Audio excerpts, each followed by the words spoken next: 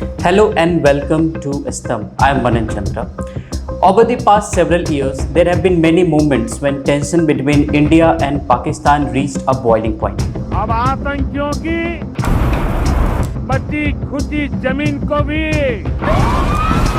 मिट्टी में मिलाने का समय आ गया है। Events like the Pahalgam attack, Operation Sindoor, and Pakistan retaliation brought both countries on high alert. Right now, a ceasefire has been declared, but the situation remains tense. India has also made it clear that any act of terrorism will now be treated as an act of war. As Pakistan continues its action, the tension between the two countries keeps growing. So the world is worried because both India and Pakistan are nuclear powers.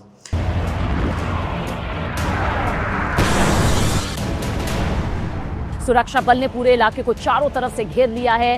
दोनों तरफ से भारी गोलीबारी इस वक्त भी जारी है। लाहौर और बहावलपुर में लश्कर के ठिकानों को नेस्तनाबूद कर दिया है। पठानकोट एयरबेस पर हमला और भारी गोलीबारी की खबर सामने आ रही है। So if a war breaks out, it could bring destruction not just to South Asia but to entire world. Since 1947, from the 1965 war to the Kargil conflict, the core issue has always been Kashmir. Kashmir is very important for India and Pakistan due to three main reasons. The first reason is geopolitical location. The second reason is trade and economic value. The third reason is water and energy resources. So that's why Kashmir is seen as a gateway to trade between Central Asia and South Asia. So in its northern part lies the Wakhan corridor, which connects to Afghanistan and further to China Xinjiang region. If you look at the map more broadly, Kashmir offers a direct connection from India to Central Asia and even to Europe. This is the reason why India's first Prime Minister Jawaharlal Nehru used to call Kashmir as the heart of Asia. Kashmir has not only been a trade route but also a center for cultural exchange and power. Today it offers Pakistan a direct link to China.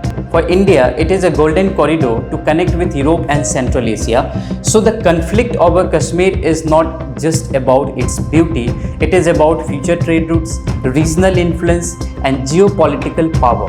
So whichever country controls Kashmir could dominate Asian trade. That is the point, that whichever country controls Kashmir could dominate Asian trade. History shows that Kashmir was once a key part of the Silk Route, through which trade flowed between India and Central Asia. However, some policy mistakes like taking the Kashmir issue to the United Nations have led to a part of Kashmir, now known as Pak-occupied Kashmir, Pakistan-occupied Kashmir, being out of India's control. That was the time when those area which we known as Pak-occupied Kashmir, जिसे हम पाक अधिकृत कश्मीर कहते हैं, that got out of India's control that time. So for Pakistan, Kashmir is not just land, it is the only direct route to China. So the $46 billion China-Pakistan economic corridor, that is called CPEC, passes through Pak-occupied Kashmir, connecting China Xinjiang region to Pakistan Gwadar port. So Pakistan hopes to turn Gwadar into a major trade hub like Dubai.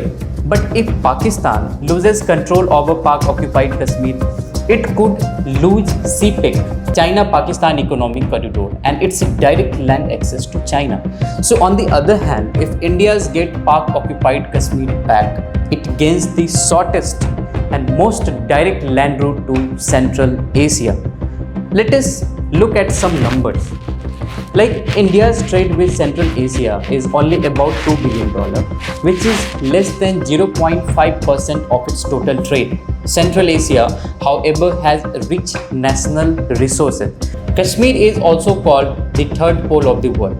Like there is a North Pole and the South Pole, which carries a lot of massive glaciers. Similarly, Kashmir also has massive glaciers, and these glaciers make Kashmir one of the largest source of fresh water in the world.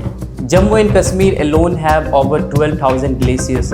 These feed the Indus River system, which include the Jhelum, Chenab, Ravi, Beas and Satluj river. Alright? But it is not just about water. We need to understand this, that these water bodies or the river that being flowed and the glaciers that is in Kashmir, it is not just about water, it is about power. When rivers flows down steep mountains, they create an ideal environment for hydropower. It is estimated that the upper Indus region, let me make you again to mark this point, the upper Indus region has the potential to generate 40,000 megawatts of electricity, enough to power both Uttar Pradesh and Maharashtra together. So whosoever controls the water also controls food, energy and the economy. For Pakistan, 80% of its water supply, 23% of its economy, 30% of its electricity and 34% of its workforce depend on the Indus River system. And when you talk similarly about in the context of India, in India around 90 to 95% of Punjab's canal irrigation comes from the river Ravi, Beas and Satluj river.